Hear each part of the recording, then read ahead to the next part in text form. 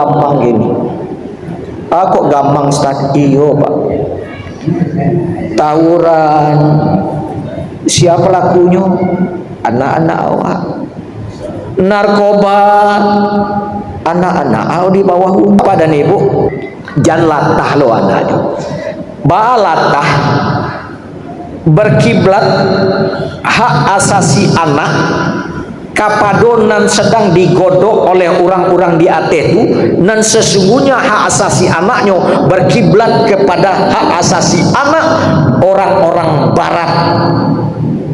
Hak asasi anak nan ngaung-ngaungkan kini adalah hak asasi anak untuk hidup sebebas-bebas. Anan viral kini Kang Deddy Mulyadi lei mencari aduh inyo cubo lawan tuh, inyo ingin bina anak-anaknya, inyo ingin bina generasi muda tuh, inyo ingin menyelamatkan generasi muda tuh, lalu kece orang-orang yang mengatasnamakan hak asasi anak tuh, itu melanggar hak asasi anak. Lalu apakah ketika orang tua membiarkan anak-anaknya keluar malam, indah itukah melanggar hak asasi anak?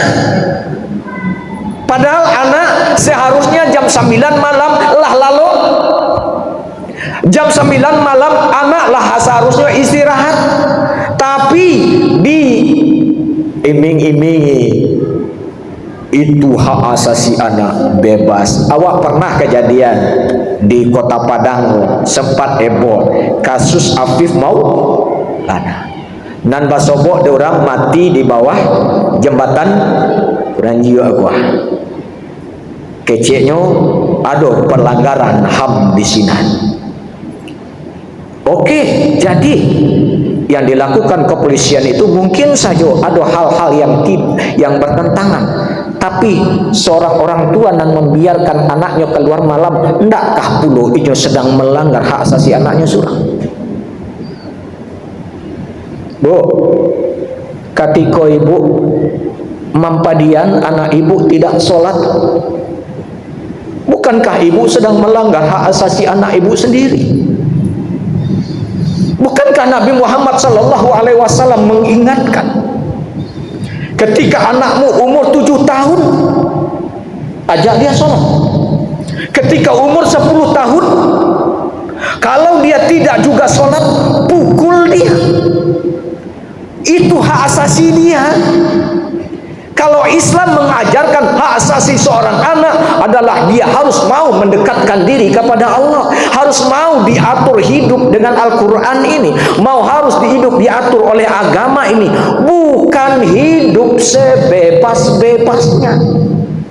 Hari ini kita disadarkan pada sebuah peristiwa di mana kita sering buta mata kita sering tuli telinga kita, dan kita sering gagu lidah kita ketika anak-anak kita berteriak di jalanan, mengusung sangkur, membawa celurit, saling berkejaran, darah menetes di setiap sudut kota, motor-motor dibakar, orang menjerit penuh rasa ketakutan. Kita hanya bisa diam. Ketika di sudut-sudut kota anak-anak kita menenggak ciu, ketika sudut-sudut kota anak-anak kita makan eksimer, ketika di sudut-sudut kota anak-anak kita makan minuman oplosan, mereka jatuh tersungkur, matanya merah penuh dengan rasa emosi, pulang ngamuk ke orang tuanya, kita hanya bisa diam. Ketika anak-anak kita menghabiskan waktu main game online sampai jam 4 pagi, tidak masuk sekolah, di rumah ngamuk, mengancam orang tuanya dengan pisau, menusuk kakeknya dengan sangkur, kita hanya bisa diam. Proses kita hanya dua, pidana dan penjarakan dalam penjara anak. Tetapi kita tidak pernah menyadari bahwa seluruh lorong-lorong kegelisahan mereka, seluruh hiruk pikuk jalanan tak membuat mereka nyaman. Sudut-sudut rumah menjadi neraka bagi kehidupan mereka.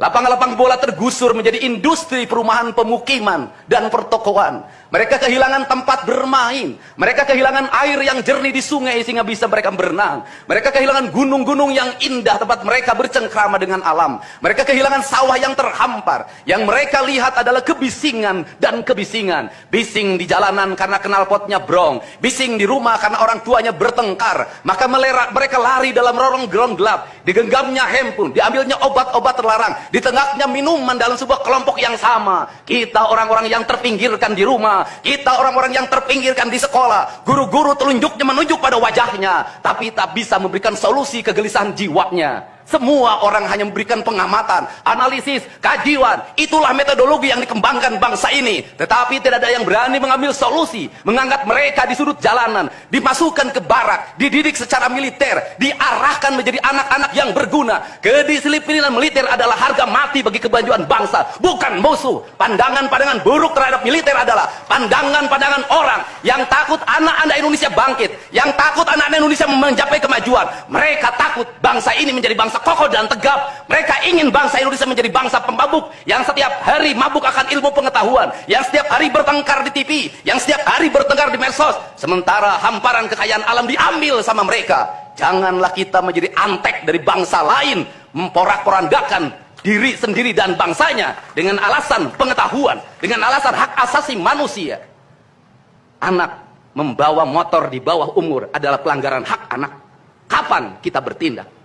Dan selama ini kita membiarkan anak-anak nonton film tanpa didampingi oleh orang tua. Itu adalah pelanggaran anak, dan kita tidak pernah bertindak. Anak-anak di bawah umur merokok, minum minuman keras, itu adalah pelanggaran hak anak. Semuanya kita berdiam. Anak-anak main game online, nonton tayangan-tayangan dewasa lewat media sosial, kita berdiam. Negeri ini akan hancur manakala semua orang berdiam. Maka orang yang memegang kekuasaan harus menggunakan tangannya untuk merubah seluruh kemunkaran ini menjadi sebuah kebajikan. Kalau kita berkomitmen pada bangsa ini, problem anak-anak kita adalah mengkonsumsi tayangan yang bukan haknya di media sosial. Maka saya meminta peraturan pemerintah yang mengatur tentang itu segera dilaksanakan. Anak-anak di bawah umur tidak boleh mengakses media sosial yang bukan haknya.